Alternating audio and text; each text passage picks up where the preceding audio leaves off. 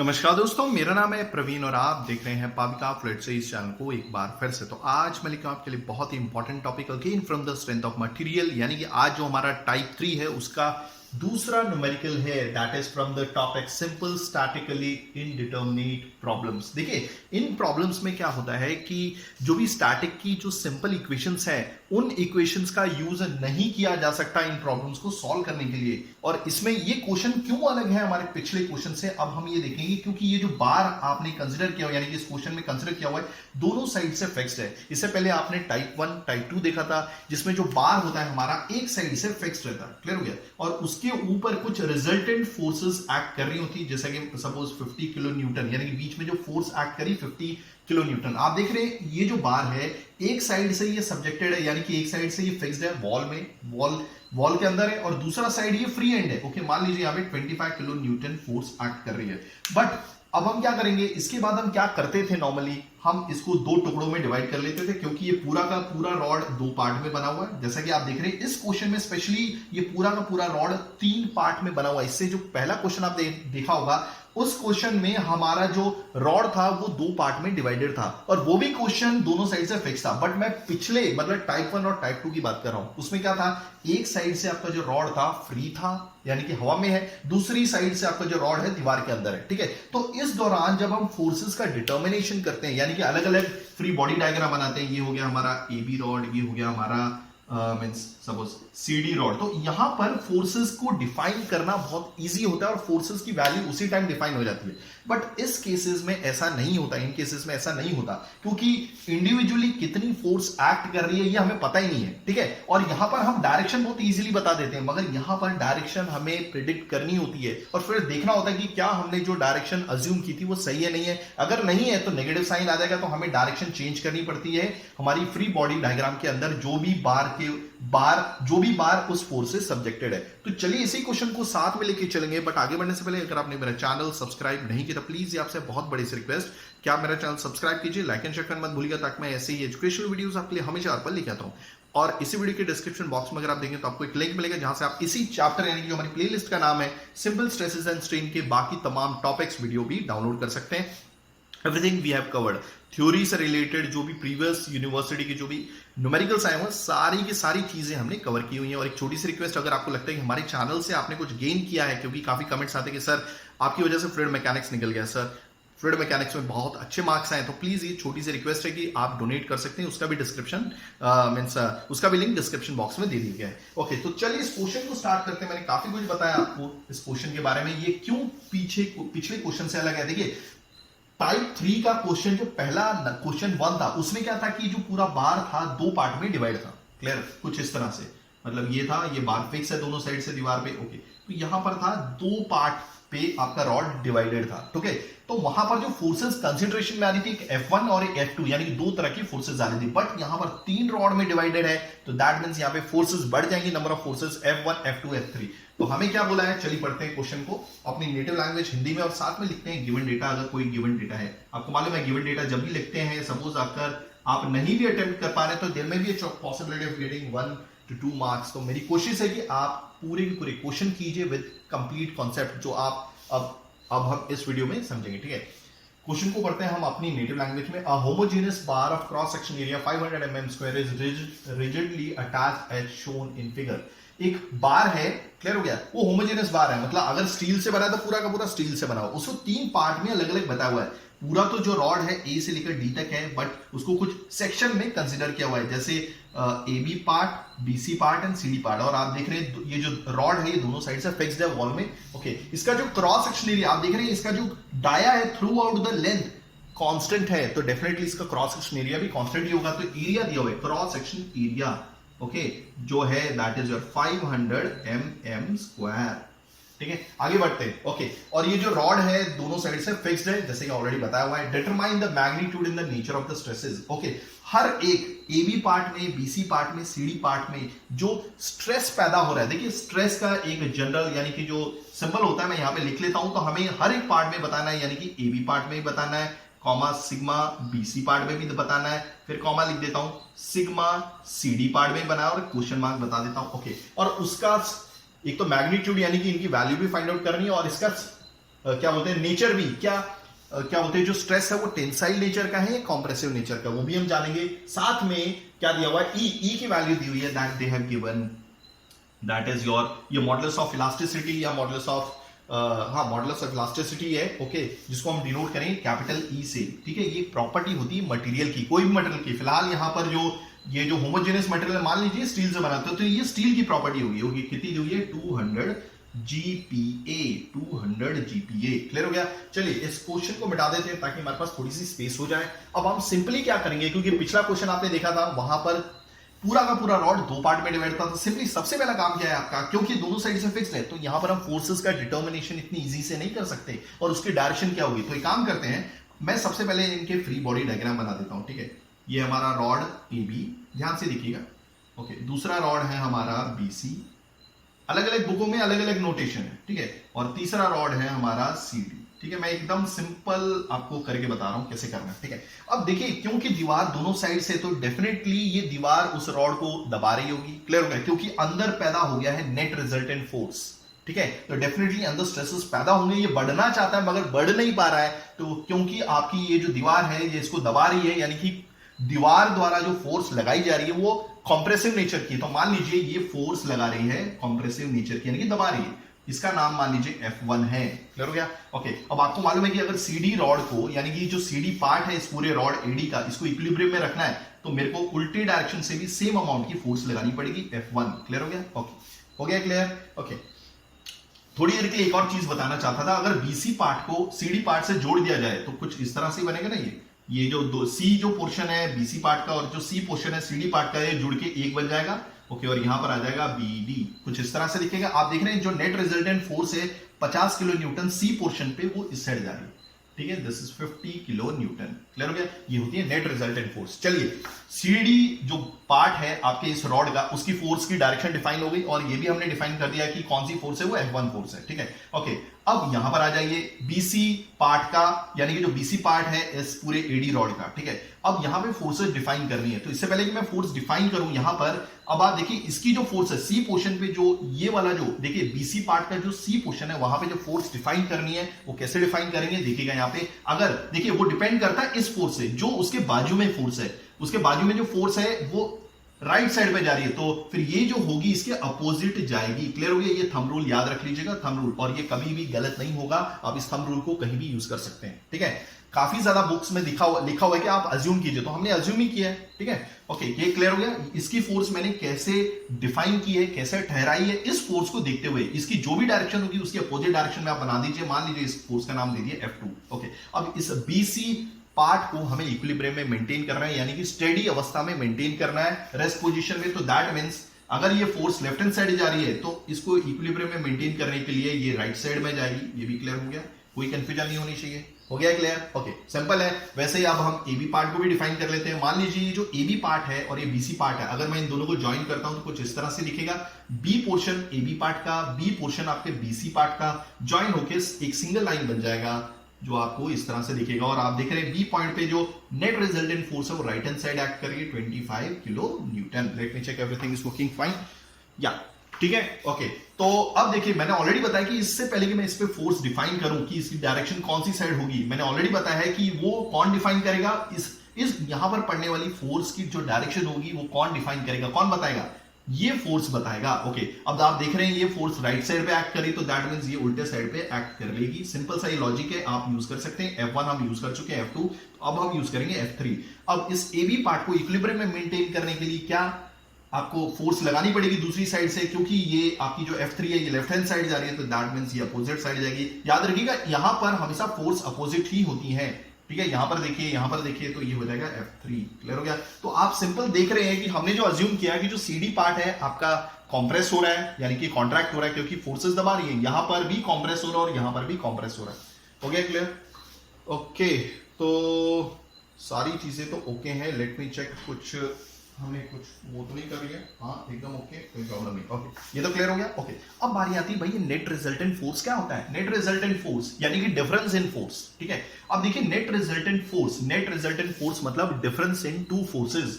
अभी ये जो C पोर्शन पे 50 किलो न्यूटन का फोर्स बन रहा है, ठीक है, आप देख रहे हैं, इसको बोलते हैं नेट रिजल्टेंट फोर्स। और ये किस वजह से पैदा होता है? दो फोर्स के बीच के डिफरेंस का, यानी कि दो फोर्सेस के बीच की डिफरेंस। अभी दो कौन सी फोर्सेस होंगी? अगर ये सी पोर्शन पे एक्ट कर रहा है तो आप देखिए सी पोर्शन पे, बीसी रॉड के सी पोर्शन पे और सीडी रॉड के सी पोर्शन पे कौन सी दो फोर्सेस एक्ट कर रही है? तो इन्हीं दो फोर्सेस का डिफरेंस है, यानी कि F2 और F1। तो आइदर हम F2 माइनस F1 लिखेंगे या फिर F1 माइनस F2 लिखेंगे। तो हमारा दोनों में से कौन सा सही है?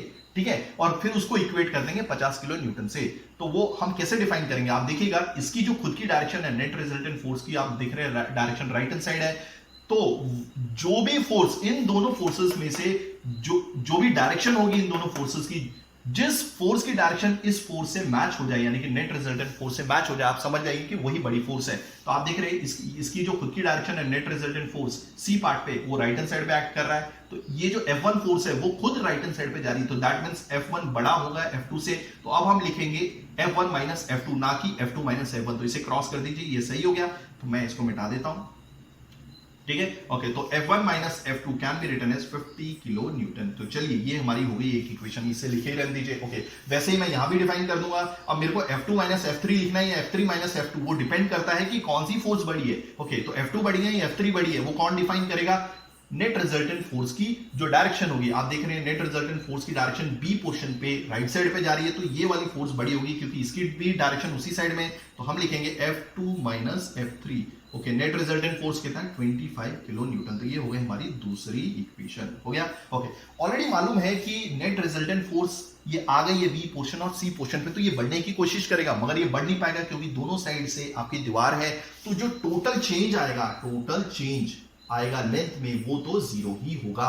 ये भी क्लियर हो गया। ओके, अब देखिए, आपको मालूम है कि जो टोटल चेंज आता है, मतलब जो कोई भी लंबाई में चेंज आता है, उसका एक फॉर्मूला होता है जो मैंने ऑलरेडी काफी बार डिराइव किया। तो यहां पे मैं डिराइव नहीं करूंगा, डायरेक्टली फॉर्मूला लिखूंगा, that is P into L upon A into E. अब ये क्या है देखिएगा। ओके, P जो है ये फोर्स है, L क्या है उसकी लंबाई है रॉड की, A क्या है क्रॉस सेक्शन एरिया, E क्या है आपका मॉडुलस ऑफ इलास्टिसिटी है। तो अब मैं क्या करूंगा, आप देख रहे हैं जो टोटल चेंज इन लेंथ है ये पूरे रॉड में आया है, और पूरे रॉड ये जो दोनों रॉड, मतलब ये जो रॉड है पूरा, ये दोनों साइड से फिक्स्ड है, मतलब फिक्स्ड है। तो इसमें टोटल चेंज किसी में भी, यानी कि लंबाई में कुछ भी चेंज नहीं आएगा।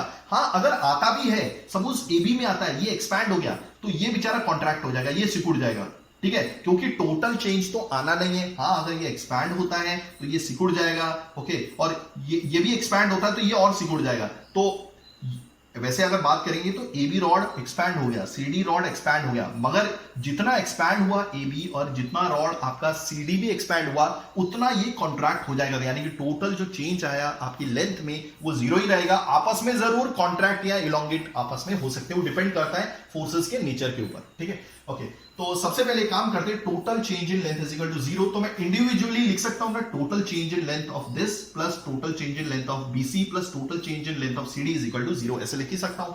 ओके, तो मैं यहां पे लिख देता हूं, देखो total change in length of AB plus total change in length of BC plus total change in length of CD is equal to zero. Okay, अब मैं क्या करूंगा, सिंपली ये फॉर्मूला लगा दूंगा P। अब देखिए AB रॉड पे जो फोर्स एक्ट कर रही है वो है F3, सो F3 इंटू L, तो ये भी जो लेंथ होगा वो भी L3 होगा। क्लियर हो गया। Okay, upon area, cross section area क्या होगा हमारा, यहां पे लिख ही देता हूं, cross section area into E, ये भी हो गया। वैसे मैं यहां पे लिख दूंगा, दिस इज F2, यहां पे फोर्स F2 एक्ट कर रही है BC पे, into L2 upon area into E, ठीक है, दैट इज। वैसे मैं आगे भी लिख दूंगा F1 into L1 upon A into E equal to zero. Okay, अब आप वैल्यूज पुट कर सकते हैं, कोई प्रॉब्लम नहीं है। Okay, so F3 into L3 कितना है 0.6। याद रखिएगा, हम स्ट्रेंथ ऑफ मेटल में मीटर की कैलकुलेशन, यानी कि भले लेंथ हो डाया हो, हम सब mm में कैलकुलेट कर रहे थे। तो 0.6 मीटर को किस में कन्वर्ट करना है हमें, mm में, तो मल्टीप्लाई बाय 1000 कीजिए, तो 0.6 multiply by 1000 is 600 mm। Okay, area हमेशा mm स्क्वायर में होना चाहिए, ऑलरेडी है। ओके, 500। ओके, E जो है, एक चीज बताना चाहता हूं कि जो 1 GPa होता है that is your 1 kilo Newton पर mm स्क्वायर, यानी कि ये जो GPa को हम रिप्लेस कर सकते हैं किलो न्यूटन पर mm स्क्वायर से। तो ये जो E की वैल्यू है, यहां पे लिख देता हूं, जो E की वैल्यू है ये हो जाएगी किलो न्यूटन पर mm स्क्वायर। हो गया, तो मैं E की वैल्यू लिख रहा हूं यहां पे 200। ओके, बट ये किलो भी एब्जॉर्ब कराना है, सो मल्टीप्लाई बाय 1000। हो गया ये क्लियर। तो ये हो गया हमारा पहला। दूसरा हो गया, देखिए F2 की वैल्यू नहीं मालूम है, L2 की वैल्यू कितनी है 1.2 मीटर। मैंने ऑलरेडी बोला कि मीटर को mm में कन्वर्ट करा, that means you have to multiply by 1000।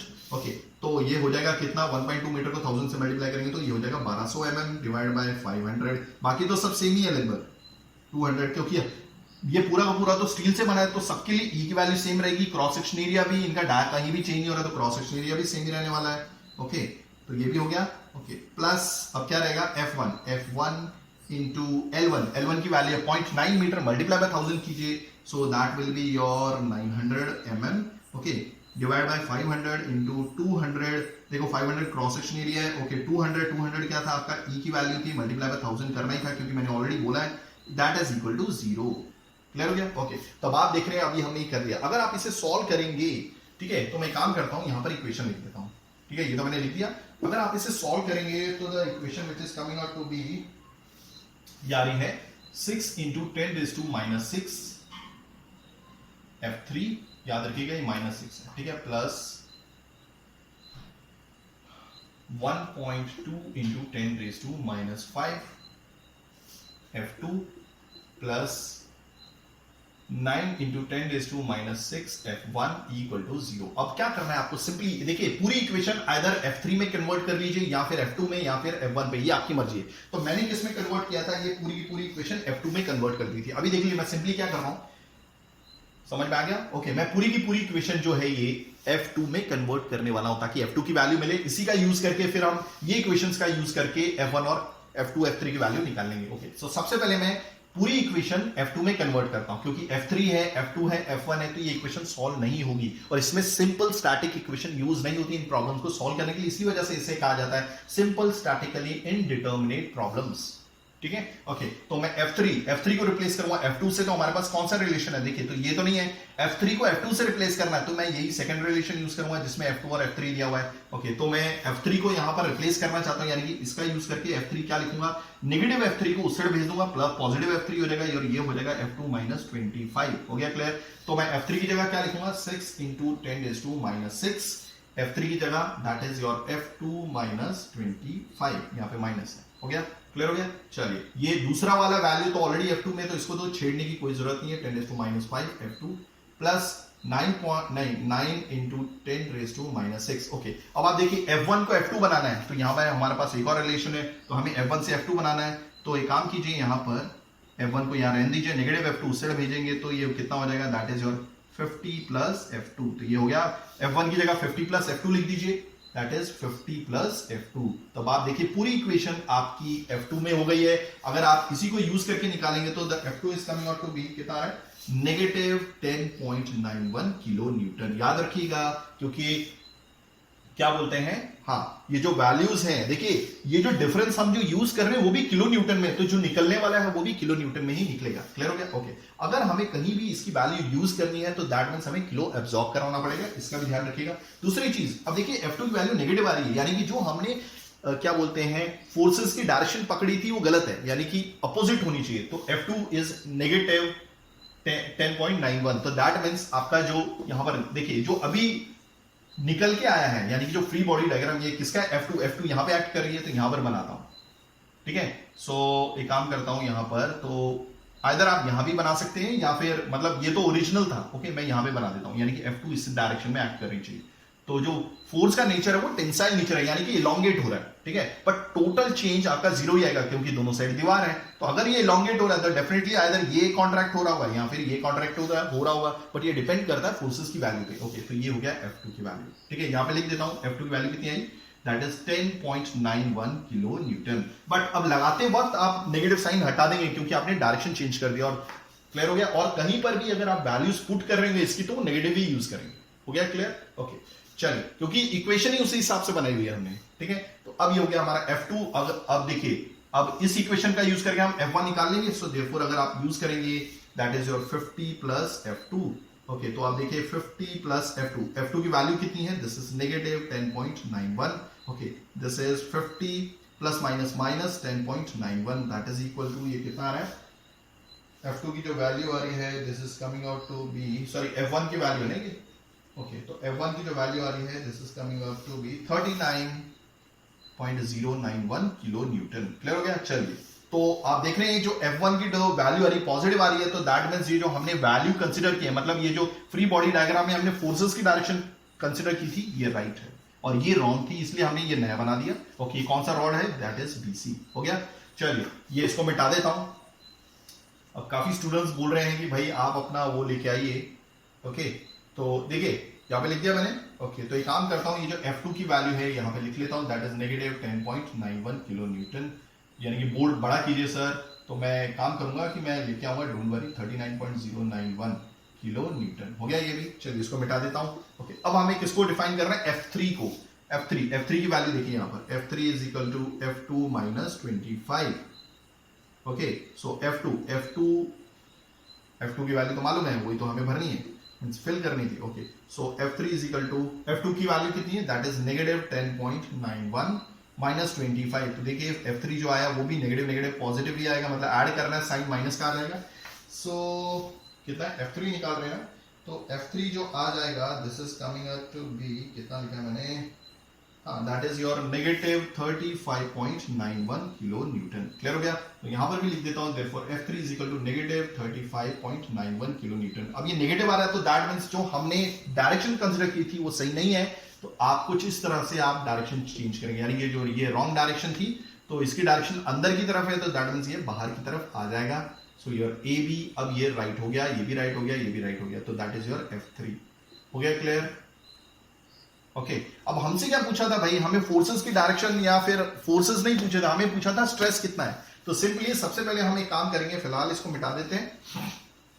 Okay, और हम करते हैं स्ट्रेस। अभी स्ट्रेस AB रॉड में कितना है ये देख लीजिए। AB रॉड में जो स्ट्रेस होगा दैट विल बी, अभी देखिए AB रॉड है तो मैं यहां पे ऐसे लिखता हूं। ओके, AB क्या होता है? फॉर्मूला है force upon cross section area. Okay, अब यहाँ पे फोर्स कौन सी एक्ट कर रही है AB रॉड पे? That is your F3।